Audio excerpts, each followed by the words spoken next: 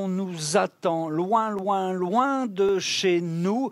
Deux scientifiques, justement, un scientifique du BRGM et un autre scientifique d'Ifremer, ça tombe très bien, qui nous attendent actuellement sur un navire de recherche océanographique. Jean. Exactement Fred, moi aussi j'ai un duo BRGM-Ifremer. Alors je vais vous faire voyager, on part dans l'océan Indien, quelque part au large de l'île de Mayotte, pour rejoindre mes deux invités qui sont en direct sur le navire d'exploration, le Marion Dufresne. Bonjour à tous les deux. Bonsoir. Bonsoir, bienvenue à bord. Merci, c'est gentil, on est heureux d'être avec vous. Alors Isabelle Tinon, vous êtes géologue, géophysicienne marine au BRGM. Et Emmanuel Riner, vous êtes chercheur en géochimie à l'Ifremer. Alors, comme je disais, on est très heureux d'être avec vous parce que pour nous, c'est un peu comme si on était à bord aussi de ce bateau qu'on va sûrement pouvoir voir à l'écran. Voilà, on voit des images du Marion Dufresne. Emmanuel, je m'adresse à vous. Expliquez-nous exactement où vous êtes sur le bateau en ce moment.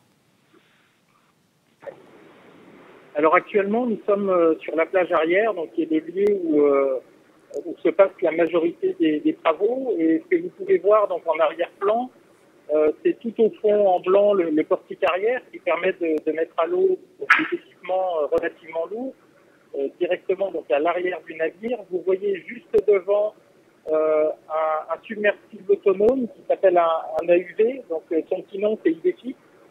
C'est un sous-marin autonome qui permet d'aller faire des mesures jusqu'à 3000 mètres de profondeur.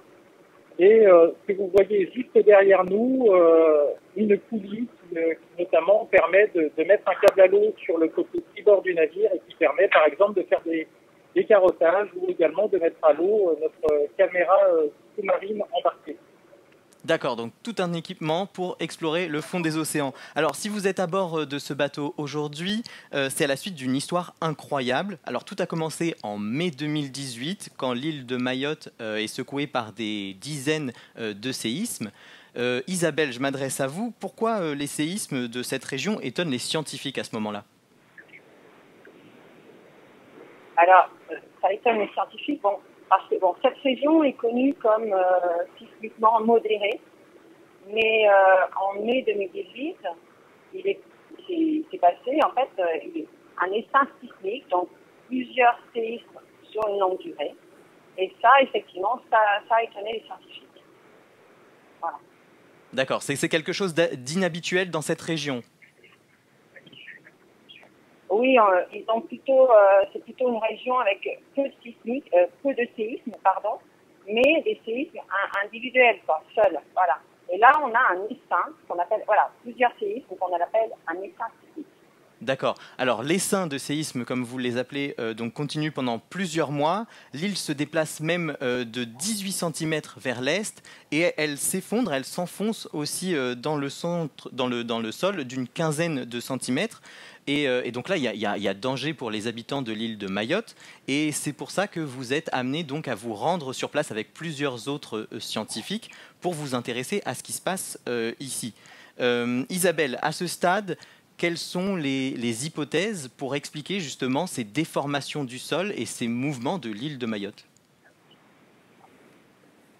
Alors, à l'époque, donc effectivement, l'île, depuis juillet 2018, c'est cet enfoncement mesuré par les GPS ont été expliqués par une chambre magmatique en profondeur qui se vide. Voilà, qui se vide. Donc ça attire, je dirais, l'île de Mayotte. D'accord. En deux mots, une chambre magmatique, c'est quoi? Alors, une chambre magmatique, c'est un lieu où convergent des fluides magmatiques.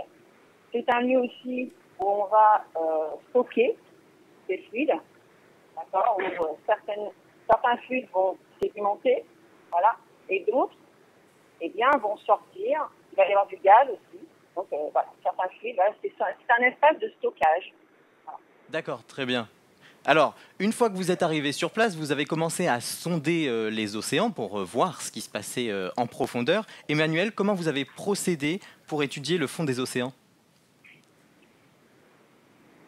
Alors, ce qu'il faut savoir, c'est qu'on ne savait pas du tout ce qu'on allait rechercher, ni même trouver sur le fond de l'océan. Nous recherchions des traces au niveau des fonds. Et donc, ce que nous avons utilisé dans un premier temps, c'est un fondeur, donc un équipement qui est sur la coque du navire, un fondeur multifaceau, qui permet d'aller scruter à la fois le fond de l'océan et également de scruter ce qui peut se passer dans la colonne d'eau. Donc ça nous permet de voir des reliefs et de voir également des émissions de fluides qui peuvent être des gaz, des particules, de l'eau réchauffée et pour chercher des traces d'activité sur le fond. Donc cet outil nous permet de scanner relativement rapidement une grande surface sur le fond. Et comme nous ne savions absolument pas où trouver des traces, c'est un outil qui a été essentiel pour la découverte du phénomène sur le fond. D'accord, je crois que d'ailleurs on a des images qu'on peut montrer pour montrer comment vous procédiez justement pour en quelque sorte scanner le fond des océans. Alors, un an après le début des séismes, le 9 mai 2019, vous êtes donc tous réunis devant un écran d'ordinateur car là vous découvrez un indice de taille pour vos recherches, un volcan sous-marin. Alors Emmanuel, en quelques mots, quelles sont les caractéristiques de ce volcan sous-marin ? Alors, ce que nous avons découvert, c'est en fait les dernières cartes que nous avions dataient de 2004 et sur une zone qui était à l'époque une plaine abyssale, nous avons découvert donc en mai 2019 un nouvel édifice qui mesure 800 mètres et qui s'étale sur à peu près un diamètre de 5 km² et qui aujourd'hui, donc c'est ce que vous voyez actuellement à l'écran, donc c'est la ligne rouge qui présente les fonds de l'océan. Donc vous voyez ce volcan qui s'est formé et ce qui s'en échappe, c'est ce qu'on appelle des panaches. Donc ce sont des anomalies que nous mesurons à l'aide du même sondeur dans la colonne d'eau et ces anomalies sont dues à des émissions de gaz, de fluides, de particules. D'accord, très bien. Donc vous avez découvert un immense volcan sous-marin qui était jusque-là passé inaperçu sous les radars. Alors vous ne bougez pas, on vous retrouve dans un instant pour parler de votre mission. Fred, toi ça te donne pas envie de partir voyager un petit peu quand même ? Ah, si, moi, ça me donnerait envie d'être avec l'équipe d'Ifremer et le BRGM. Là-bas, je voudrais juste avoir votre réaction, Gonnery. On parlait tout à l'heure de l'île qui s'enfonce. Effectivement, un lien qu'on peut faire avec l'élévation du niveau de la mer, c'est que l'île de Mayotte là, s'enfonce selon les secteurs entre 10 et 20 cm.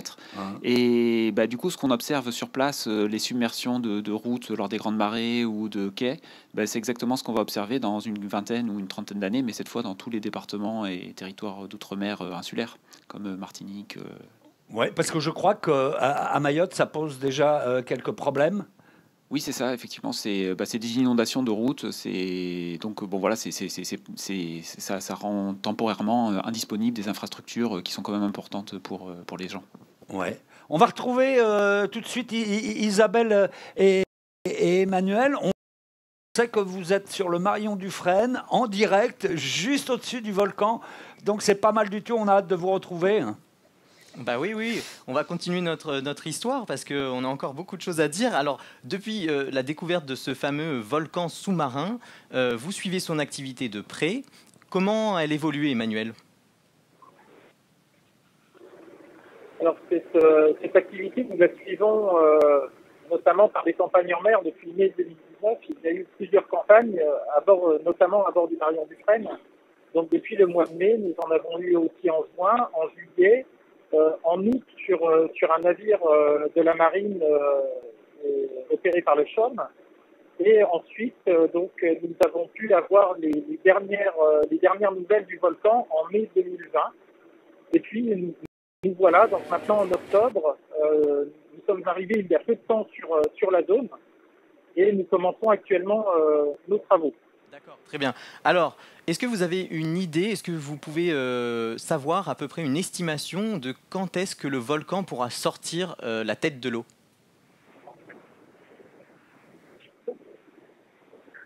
Alors ça, un volcan, ça peut, à l'échelle géologique, on peut dire que ça peut être, avoir des vitesses de croissance relativement rapides, mais à l'échelle humaine, nous ne verrons pas sortir ce volcan de l'eau, d'autant plus que sa croissance au niveau de son sommet s'est stoppée relativement rapidement et nous ne voyons plus d'activité au niveau de son sommet depuis l'an passé. En revanche, il était aux dernières mesures au mois de mai, il était toujours actif en termes d'éruption, même si le volume émis est beaucoup plus faible qu'au début. Mais là, son extension est plutôt latérale, sous forme de coulée, et sans vraiment de nouveaux reliefs qui se dégagent. D'accord, très bien. Alors pour en apprendre plus sur ce volcan sous-marin, vous allez donc jusque dans les profondeurs, alors pas vous directement, hein, vous mettez une drague donc, qui racle le fond pour récupérer des roches volcaniques, et quand on les remonte à la surface, elles explosent. Alors ça c'est étonnant, on va justement entendre un extrait et voir ça tout de suite.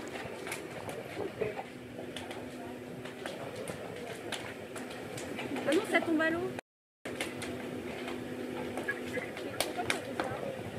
Ouais, donc là on entend les petits crépitements en fait, les roches crépitent et éclatent dans tous les sens dès qu'elles sortent de l'eau. Isabelle, je m'adresse à vous. Comment on peut expliquer ce phénomène ? Alors, le film que vous avez vu concernait la première drague que nous avons effectuée sur le volcan en activité. Donc, nous avons la drague a récupéré les roches. Voilà. Ces roches sont remplies de gaz. Et donc, lorsque on remonte ces roches à la surface, le gaz, se dilate. Et donc, tous les éléments fragiles rocheux, tels que le verre volcanique, explosent en fait sous la dilatation des gaz. Voilà. C'est ça, en profondeur, les roches sont comprimées par la pression qui est très forte et en arrivant à la surface, du coup, ils ont plus d'espace et là, ça explose. Alors, que peut vous apprendre, Isabelle, l'étude de ces roches, justement ? Alors, l'étude de ces roches nous apprennent donc leur origine, où est-ce qu'elles se forment, d'accord, leur profondeur. Elles se forment sous pression, sous différentes pressions, températures. Elles nous renseignent aussi l'étude de leurs minéraux nous renseigne sur le chemin que la lave prend jusqu'à la surface, voilà. Et donc leur âge aussi, parce que nous les datons. Comme ça, avoir une idée de... Elles nous apprennent aussi leur comportement. Voilà. D'accord. Donc une idée du suivi du volcan, de son âge, etc. Alors depuis le 1er octobre, vous êtes donc de retour à nouveau sur le bateau. Emmanuel, quelles sont les étapes, les opérations qui sont prévues ? Alors les opérations prévues sont relativement nombreuses. Il y a déjà une première phase qui consiste à maintenir le réseau des stations de fond de mer, donc qui mesure notamment la cyclicité, de maintenir ce réseau opérationnel. Nous avons récupéré les stations qui sont au fond. Nous avons récupéré les données qui étaient à l'intérieur. Puis nous reconditionnons ce matériel pour qu'il puisse à nouveau fonctionner pour une période de 3 à 6 mois. Ensuite, nous avons de nombreuses opérations prévues, notamment l'aide submersible que vous voyez à l'arrière, qui est doté d'un sondeur multifaisceau qui va permettre de scanner le fond de l'océan avec une très très bonne résolution. Montrez-nous-le à l'écran, là. Il est où ? Il est où exactement sur le bateau, ce fameux sous-marin sondeur ? D'accord, c'est celui-là. Voilà, et ce que vous voyez donc sur l'arrière, zone. D'accord, et c'est par cet endroit qu'il est ensuite mis à l'eau ? Oui, c'est exactement par l'arrière. Donc c'est par le portique qui va permettre de le soulever au-dessus du pont et le portique va basculer au-dessus de l'eau et le treuil va pouvoir le descendre, le déposer dans l'eau et le submersible, donc qui est un AUV, va pouvoir se libérer de sa cage pour ensuite aller plonger jusqu'à 3000 mètres et à une altitude généralement de quelques dizaines de mètres du fond pour pouvoir faire les mesures au plus proche du fond. D'accord. Et on est bien d'accord, personne ne va à l'intérieur de ce sous-marin. C'est un sous-marin qu'on pilote depuis la surface. Ah, tout à fait, oui, ce sous-marin est inhabité, autonome. Il a ses propres batteries qui lui permettent de fonctionner une douzaine d'heures. Et nous gardons le lien avec lui par de la communication à distance. D'accord, très bien. Isabelle, j'ai vu que vous aviez avec vous un morceau de roche. Est-ce que vous pouvez nous le remontrer? C'est assez impressionnant, c'est quand même un gros morceau. Donc ça, c'est de la roche volcanique. De quoi ça se compose? Alors la roche volcanique, c'est-à-dire elle est plutôt basique, elle se compose d'éléments de verre volcanique ici. Alors, je ne sais pas avant de vous montrer, mais la couverture, ce qui recouvre, la lave se fige avec l'eau, au contact de l'eau, et elle se vitrifie. Une couche vitrifiée. Et ici, nous avons la partie de la roche avec quelques cristaux, mais on ne les voit pas à l'œil nu. Nous, bien sûr, il y a des cristaux. D'accord. Donc il y a toutes des étapes, toutes ces roches que vous récupérez sur place, après vous les ramenez en laboratoire pour les étudier plus en profondeur. Ok. Alors vous allez rester encore combien de temps à bord du Marion Dufresne? Alors nous allons rester sur la zone de travail à Mayotte. Nous allons rester jusqu'au 23 octobre à peu près, et nous regagnerons ensuite la Réunion le 26 octobre. D'accord, très bien. Donc vous avez encore des beaux jours devant vous à bord de ce bateau. Alors je crois savoir que vous êtes assez nombreux, c'est un travail d'équipe tout ça. Donc vous êtes très nombreux sur le bateau. Qui compose l'équipe? Alors il y a l'équipage, bien sûr, très important. On ne pourrait rien faire sans eux, sans ce navire. Il y a l'équipe technique d'ingénieurs et de techniciens qui nous aident au niveau des instruments, justement pour la connexion par exemple Internet. Il y a aussi l'équipe scientifique, voilà. Et on ne pourrait rien faire non plus parce que cette campagne est réalisée aussi dans le cadre est opérée en fait par le REVOSIMA, qui est le réseau. C'est le réseau de surveillance sismologique et volcanologique de Mayotte. Très bien. Et donc le navire est un navire des TAF, est opéré par l'armateur Louis Dreyfus. Il est sous-affrété par l'Ifremer. Et à bord, nous avons donc des scientifiques de différents instituts. Très bien. Pas uniquement le BRGM et l'Ifremer.